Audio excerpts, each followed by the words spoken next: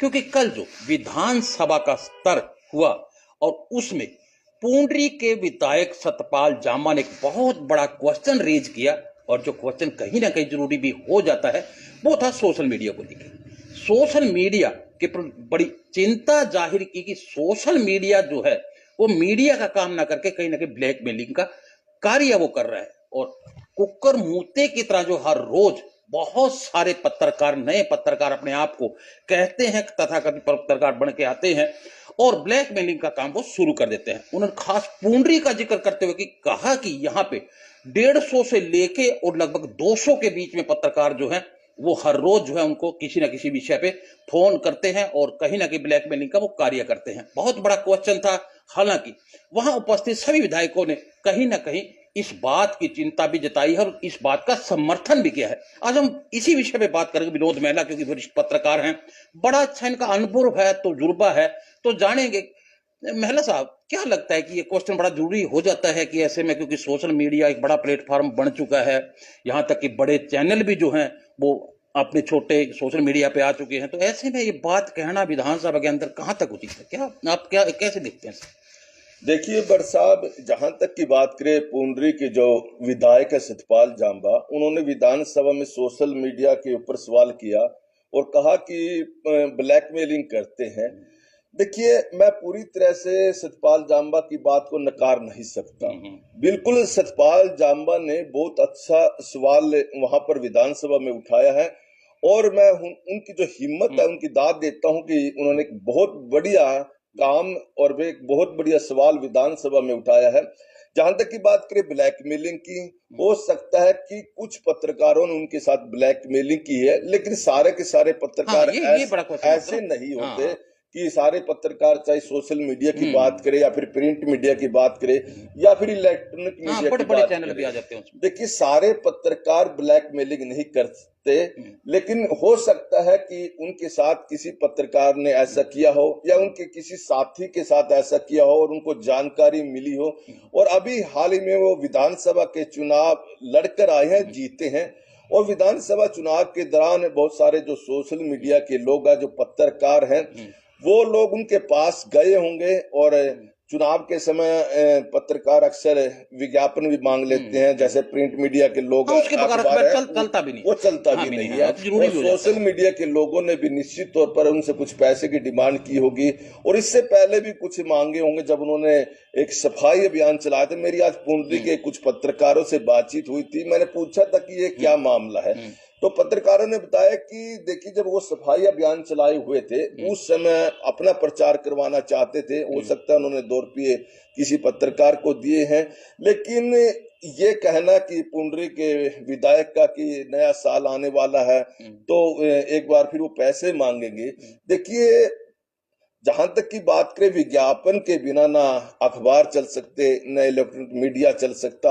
और social media भी नहीं चल सकता, तो ऐसे में उन्हें सभी को बराबर नहीं मानना चाहिए था। जी देखिए, ये नहीं, देखिए बड़ा सवाल ये आ जाता है कि उन्होंने सीधे तौर पे सोशल मीडिया का टारगेट किया है। और आपको याद होगा कि पिछला जो बीजेपी का टर्न रहा है, जब खट्टर साहब मुख्यमंत्री थे, तो सरकार सोशल मीडिया के लिए एक पॉलिसी लेके आई थी। उसमें एक पैमाना बनाया गया था कि अगर इस पैमाने पे सोशल मीडिया के पत्रकार जो है खरे उतरते हैं तो उनको एग्रीडेशन दिया जाएगा या उनको मान्यता प्राप्त जो है पत्रकार मान लिया जाएगा। लेकिन ऐसे में इस तरह का सवाल जो जांबा के द्वारा किया गया है कि इनके ऊपर बैन लगना चाहिए और 1 जनवरी को फिर आ जाएंगे, नया साल आने वाला है, कहीं ना कहीं ये कंट्रोवर्सी सरकार के साथ उनकी बन ना जाए ऐसे समय में। नहीं, ऐसा नहीं है कि सरकार ने एक बात की थी, एक पॉलिसी बनाई थी, हालांकि वो पॉलिसी अभी ज्यादा चली नहीं है, लागू नहीं हुई है, लेकिन मैं इस बात से, सतपाल जांबा की बात से बिल्कुल सहमत हूँ कि एक क्राइटेरिया बनना चाहिए पत्रकारों का भी और सोशल मीडिया का भी बनना चाहिए, लेकिन ऐसा नहीं है। देखिए पहले क्या होता था, मैं 20-22 साल प्रिंट मीडिया में रहा हूँ, तो वहां पर एक चीफ रिपोर्टर हुआ करते, हर जिले में चीफ रिपोर्टर होते थे और 5-7, 3-2 जिस अखबार की कैपेसिटी थी रिपोर्टर रखने की, वो रखते थे। लेकिन उन रिपोर्टरों की खबर भी चीफ रिपोर्टर देखता था, उसके बाद वो डेस्क पर भेजता था और वो भी चेक करते थे, ऐसी खबर नहीं छपती थी। लेकिन क्या है, सोशल मीडिया में हम बात करें, सोशल मीडिया में एक सेकंड में खबर चली जाती है। दूसरा, जो नए रिपोर्टर बने हैं सोशल मीडिया के, वो किसी के अंडर काम नहीं करते, सीधे अपना मोबाइल उठा लेते हैं और मोबाइल उठाते ही वो रिपोर्टर बन जाते हैं। उन्हें पत्रकारिता के बारे में, खबरों के बारे में ज्यादा जानकारी नहीं होती। तो यह सवाल उन्होंने उठाया, सतपाल जांबा ने, और मैं तो कहूं बहुत बढ़िया सवाल उठाया है। एक क्राइटेरिया होना चाहिए, एजुकेशन का क्राइटेरिया, कि पत्रकार की एजुकेशन क्या होनी चाहिए, क्या उसके पास पत्रकारिता का डिप्लोमा है या उसके पास पत्रकारिता की डिग्री है, यह होना बड़ा जरूरी है। और ये जो सवाल सतपाल जांबे ने उठाया, बहुत बढ़िया सवाल है, और हरियाणा सरकार को भी चाहिए कि इसके बारे में सोचना चाहिए। न केवल हरियाणा सरकार को बल्कि केंद्र सरकार को भी इस बारे में सोचना चाहिए, क्राइटेरिया बनाना चाहिए कि ये क्वालिफिकेशन कितनी एक पत्रकार की है।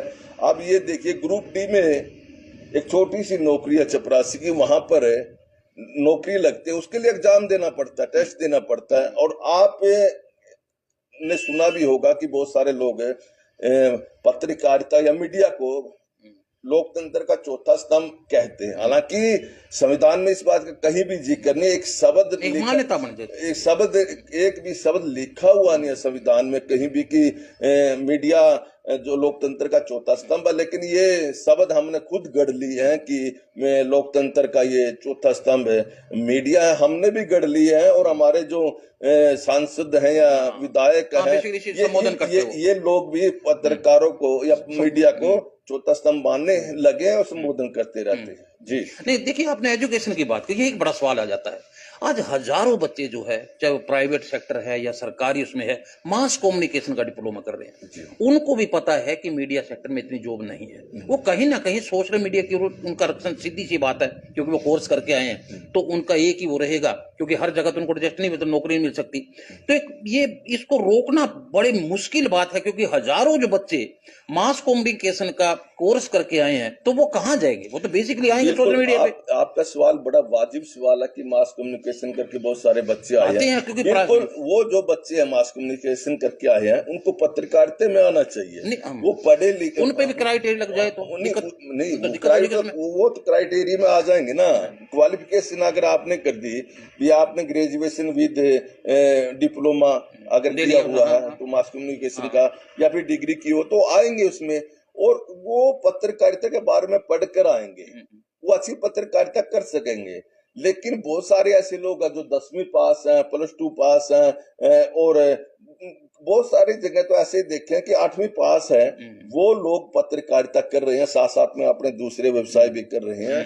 तो दिक्कत यहाँ पर आती है, यानी एक क्वालिफिकेशन तय होनी चाहिए कि आपकी इतनी क्वालिफिकेशन है तो आप पत्रकारिता कर सकते हैं। अगर आपकी इतनी क्वालिफिकेशन नहीं है कि आप पत्रकारिता नहीं कर सकते, होना भी जरूरी है। और ये पत्रकारिता के लिए बहुत अच्छी बात है।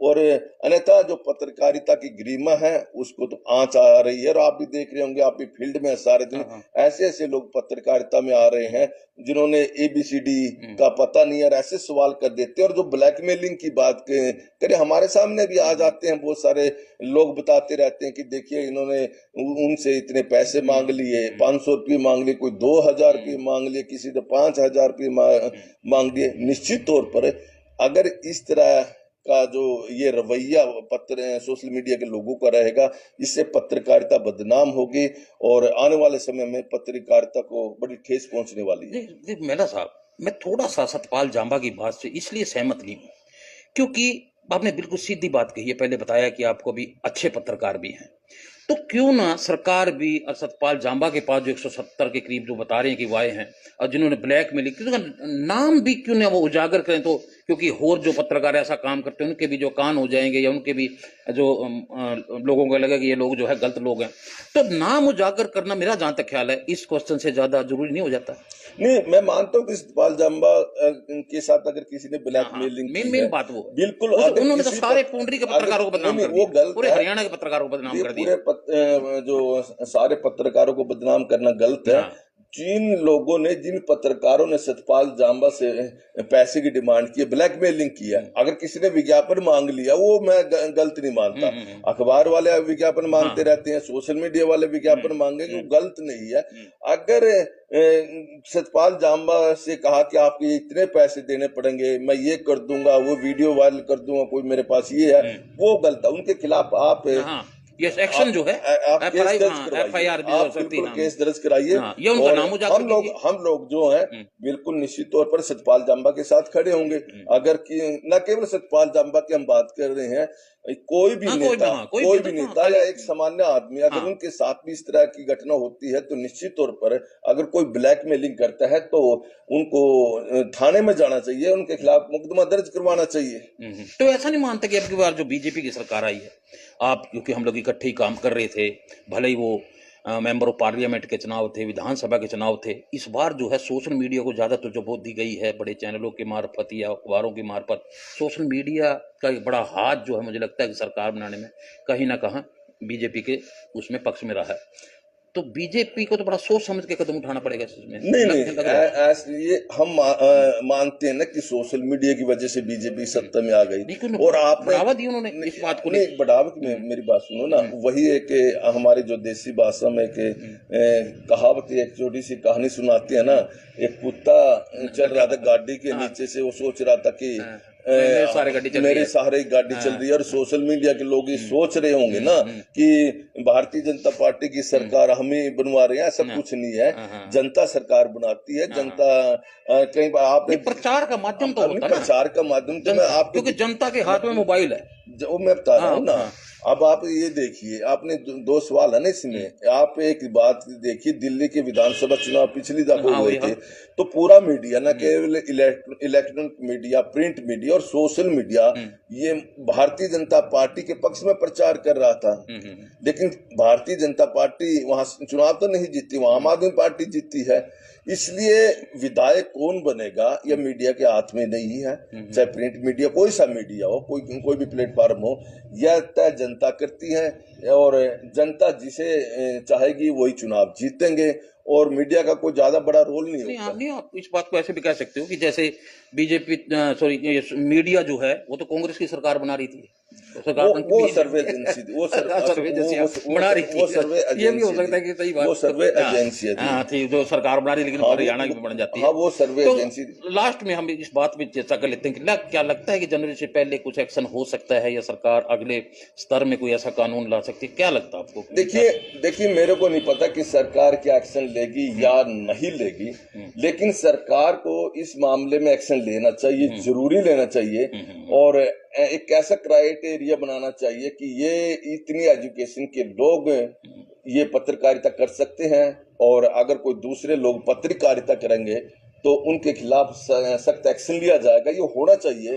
और ये पत्रकारिता के लिए सबसे बड़ी अच्छी बात है। और मैं एक बार फिर सतपाल जांबा की बड़ी तारीफ करूंगा कि सतपाल जांबा ने बड़ी हिम्मत दिखाई, और अक्सर मीडिया के खिलाफ बोलना अपने आप में बड़ी बात हो जाती है। नए एमएलए बनकर गए हैं, पहली बार बने हैं, और आज भी मैं देख रहा था एक वीडियो उनकी, वो स्कूल में कोई टीचर, सरकारी स्कूल में कोई टीचर अपनी जगह कोई दूसरी टीचर रखे हुए था, वो पढ़ा रही थी, वो पता नहीं कहाँ था। तो निश्चित तौर पर ये अच्छी बात है कोई विधायक एक्टिव है, अन्यथा आजकल के जो विधायक है उनका कामकाज तो यही है कि कुछ लोग उनके पास आते हैं, थाने और तहसीलों के अलावा कोई काम नहीं होता। लेकिन सतपाल जांबा ने कई सामाजिक तौर पर अभियान चलाए हुए हैं, बड़ी अच्छी बात है। और ये जो बात करें सोशल मीडिया की, जो विधानसभा में बात उठाई, निश्चित तौर पर यह भी बहुत बढ़िया बात है, और सरकार को भी उनकी बात पर एक्शन लेना चाहिए, कोई बिल लेकर आना चाहिए, क्राइटेरिया बनाना चाहिए। और अक्सर देखते हैं कि जो विधायक होते हैं, जो सत्तारूढ़ दल के विधायक होते हैं, वो तो तारीफ अपनी सरकार के कामों की करते हैं। आपने देखा होगा दूसरे विधायक भी थे, बस यही थे कि हम तीसरी बार सत्ता में आ गए, बिना पर्ची और बिना कच्छी की जो नौकरी, नए तरीके का क्वेश्चन लेके आए, नए तरीके से क्वेश्चन लेकर आए, और ऐसे होना चाहिए। और मैं एक बहुत बड़ी आपको और बता देता हूँ, शायद सतपाल जांबा को भी इस चीज का इल्म नहीं होगा कि वहां क्या होता है। आप चंडीगढ़ की बात कीजिए, जो ये डिपार्टमेंट है विज्ञापन देता है सरकारी, वहां पर भी बड़े गड़बड़ घोटाले होते हैं।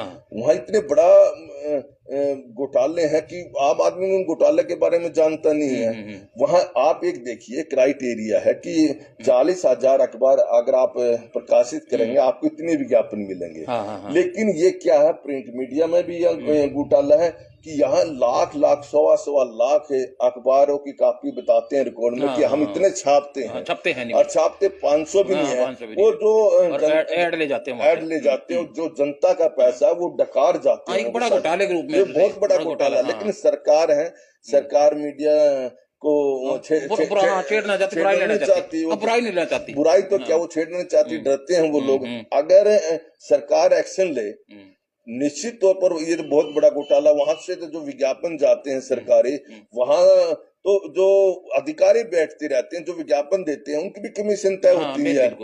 हाँ, हम इतना विज्ञापन देते हैं, तो यहाँ तो बहुत बड़ा स्कैंडल है। निश्चित तौर पर सतपाल जाम्बा जैसे दूसरे विधायक जो नए हैं इस तरह के मुद्दे उठाएंगे तो जरूर फायदा मिलेगा। कल जो है, कल एक, क्योंकि आज पत्रकारिता डे है और कल इसमें फंक्शन जो है हुआ था कल कैथल में, हमारे एक माननीय पत्रकार पवन आश्री जी के द्वारा, और कैबिनेट मंत्री कृष्ण बेदी वहां पहुंचते हैं। उनके सामने भी क्वेश्चन जो है किया गया था। सतपाल जाम्बा ने भी ऐसा क्वेश्चन किया है, हालांकि उनको पता नहीं था इस बारे में, लेकिन उन्होंने फिर भी कहा मैं खुद एक पत्रकार रहा हूं, मैं तो खुद कदर करता हूं।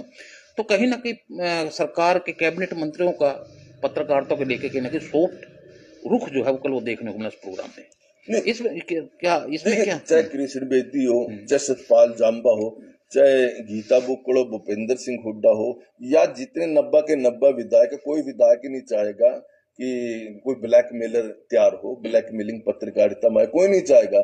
लेकिन वो यह भी नहीं चाहेंगे कि जो अच्छे पत्रकार हैं उन पर किसी तरह की सवाल उठे, वो भी नहीं चाहेंगे। वो भी जानते हैं कि छवि खराब ना, किसी भी पत्रकार सारे एक जैसे थोड़ी होते हैं। बहुत अच्छे पत्रकार हैं, मैंने तो ऐसे पत्रकार देखे हैं जो अपना दिनचर्या, उनकी पॉकेट में इतने पैसे नहीं होते, जो चने खाकर अपना गुजारा करते हैं, क्योंकि इनकम का सोर्स तो है नहीं, इनकम इतनी है नहीं है। चने खा लिए दिन में और अपने काम पर चल दिए। पत्रकारिता यही है।